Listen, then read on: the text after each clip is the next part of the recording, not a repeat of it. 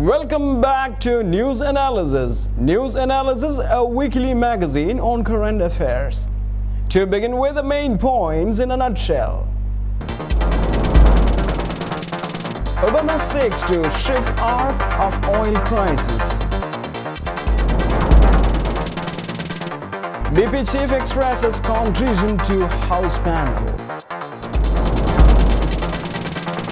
Malayalam film director P.J. Vishwambaran passed away. Israel cabinet votes to ease Gaza Strip blockade. Canada's Air India probe highlights series of errors. Sri Lanka held victory pageant. And now the news in detail. Obama seeks to shift arc of oil crisis. 56 days and millions of gallons of oil and countless hours of cable television. Second guessing later, President Obama finally addressed the nation from the Oval Office on Tuesday night to declare war. His enemies were oil industry lobbies and corrupt regulators, foreign energy suppliers and conservative policy makers, and stubborn gushing well at the bottom of the sea. And ultimately, he was fighting his own powerlessness as a president castigated for failing to stop the nation's worst ever oil spill, tried to turn disaster into opportunity.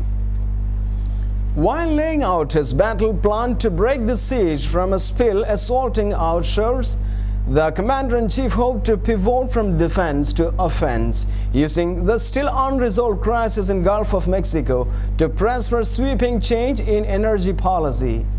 Evoking the spirit and language of predecessors who used the same setting to send troops into harm's way, Mr. Obama cast effort to cap a well as part of the American determination to shape its own destiny.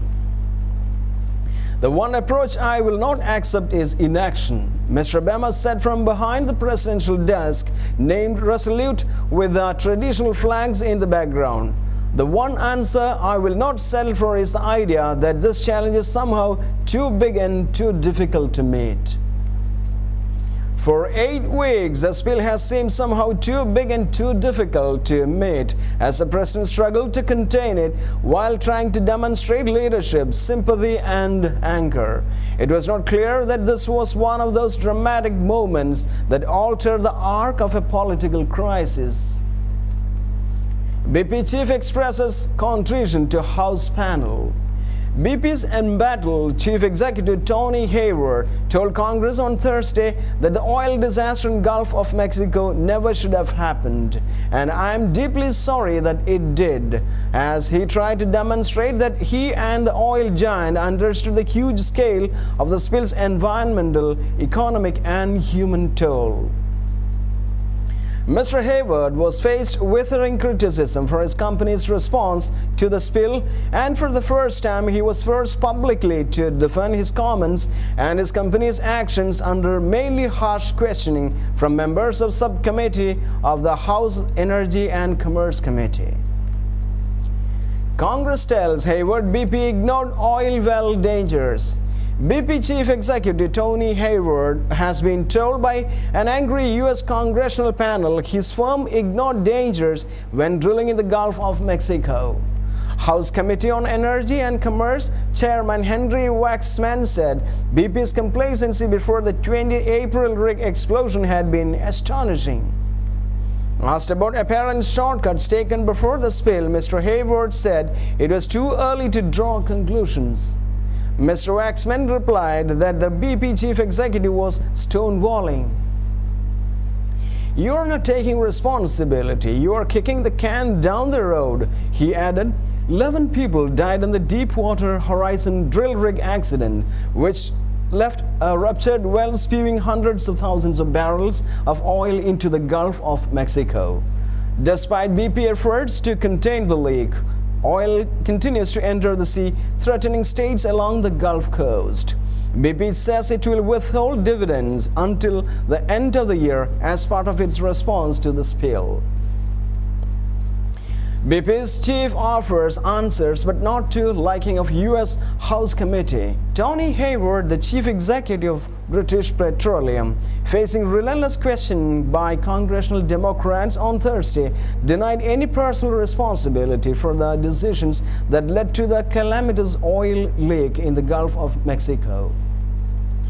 Peppered with questions over whether BP officials had cut corners to save time and money on the doomed Macondo well, Mr. Hayward repeatedly said he was not present on the drilling rig and had no advance knowledge of problems with what one company engineer called a nightmare well 6 days before it blew on April 20th.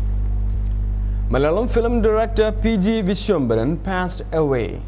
Veteran Malayalam director P.G. Vishwambaran died early on Wednesday at a private hospital in Kochi. A family source said he was 69. Vishwambaran was ailing for some time and his condition worsened on Tuesday. The funeral will take place at Palakkad. Vishwambaran directed close to 60 Malayalam films in a career spanning close to 4 decades. He quit movie making after Puthuram Putri Unniyarcha, which was released in 2002. Vishwambaran started as an assistant director. For a decade, he worked with veteran Shashi Kumar before turning a full-fledged director in 1976 with Orikkinethire. Since then, he has given numerous box office hits. Superstars Mammootty and Mohanlal hit stardom with Vishwambaran's films. Some of his hits include Chakra, E Shabdam Ende Shabdam, Thiragal, Alpasamayam, Kaattukudira, Ezhupunna Tharagan and Gajakesari Yugam. Israel cabinet votes to ease Gaza Strip blockade. Israel has announced its will to ease its blockade on the Gaza Strip and allow more civilian goods to enter the Palestinian territory. The move comes amid international pressure on Israel following its raid on aid ships bound for Gaza last month. Both the Palestinian Authority and the Islamist group Hamas dismissed Israel's announcement calling for full lifting of restrictions. Israel and Egypt tightened the blockade when the Hamas took over Gaza in 2007. The Israel decision was agreed by Israel's Security Cabinet after the two-day meeting. The move will see an expansion in the number of products Israel will allow into Gaza via border crossing points, although the naval blockade will remain in place. Kenya hate speech minister Makaj suspended.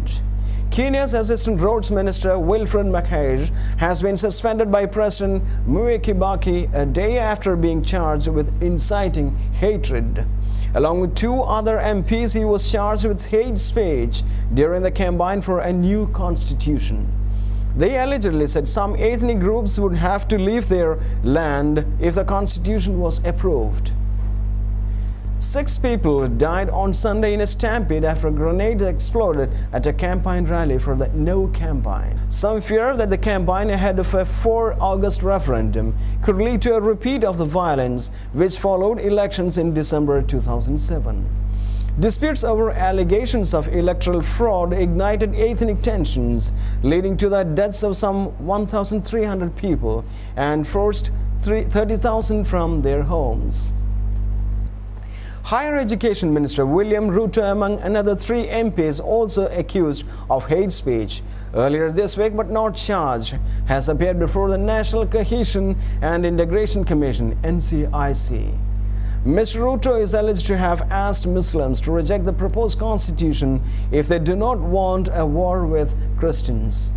The NCIC was set up to ease ethnic tensions after post-election violence in 2007 and 2008.